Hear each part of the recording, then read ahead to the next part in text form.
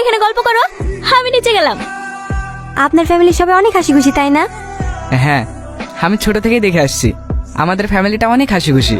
আব্বা মাকে না নিয়ে খেতেই বসে না। সত্যি আপনার ফ্যামিলিটা অনেক সুন্দর। হ্যাঁ, বলুন কি বলার জন্য রাখলেন? আমাকে আপনার ভালো লাগে? হঠাৎ এই প্রশ্ন? না মানে আমাদের বিয়েটা তো অনেক তাড়াতাড়ি হয়ে যাচ্ছে। আমাকে যদি আপনার পছন্দ না হয় তাহলে আপনি বাড়িতে জানিয়ে দিতে পারেন। না না, পছন্দ হবে না কেন? আমি যেদিন তোমার সঙ্গে প্রথম দেখা করতে গিয়েছিলাম সেই দিন আমি তোমাকে আমার করে নিয়েছি। আমি কিন্তু বিয়ের পরে বাড়ির ভেতরে থাকতে পারবো না। এখন যেভাবে বন্ধুদের সাথে ঘুরি, আড্ডা দিই, বিয়ের পরে এভাবে থাকতে চাই। আপনার কোনো আপত্তি নেই তো? যাকে মন দিয়ে ভালোবাসি তাকে তো চোখ বন্ধ করে বিশ্বাস করা যায়। তুমি তোমার বন্ধুদের সঙ্গে ঘুরতে যাও, এতে আমার কোনো আপত্তি নেই। সত্যি আপনি অনেক ভালো মানুষ। আপনার মতো মানুষের তুলনা হয় না।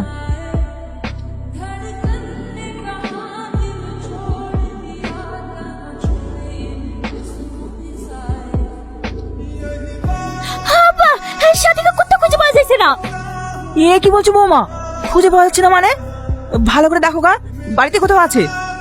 না আপা, আমি বাড়ির সব জায়গায় তন্ন তন্ন করে খুঁজে দেখেছি, সাথে কোথাও নাই। মা, এটা আন্টি রুমে ছিল। আব্বা, তুমি আমাকে ক্ষমা করে দিও। তোমার পছন্দের ছেলেকে আমি বিয়ে করতে পারবো না। এই বিয়েতে আমার কোনো মত ছিল না, তাই আমি পালিয়ে আসতে বাধ্য হয়েছি।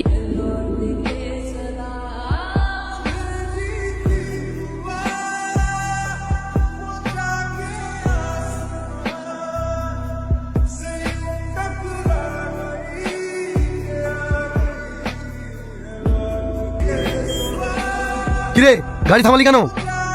বস, রাস্তার মাঝে কেউ একজন বাইক নিয়ে বসে আছে। এই, রাস্তা কি তোর বাপের? চল ফট। এই সূর্য, যা দেখ তো। এই গানে শুনতে পাস না নাকি?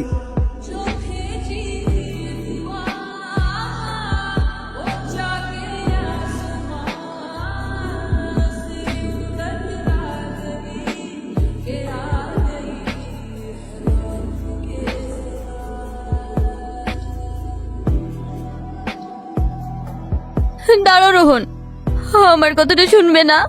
আমি কেন চলে গিয়েছিলাম?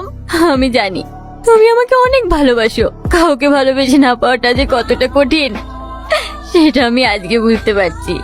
আমিও একটা ছেলেকে ভালোবাসতাম, কিন্তু আমার সাথে বিশ্বাসঘাতকতা করেছে। আমি সেদিন তোমার ভালোবাসা বুঝতে পারিনি, কিন্তু আজ বুঝতে পেরেছি কাউকে ভালোবেসে না পাওয়াটা কতটা কষ্টকর। তুমি প্লিজ আমাকে ক্ষমা করে দাও। তোমার পবিত্র মনে এই পাপিকে একটু জায়গা দাও।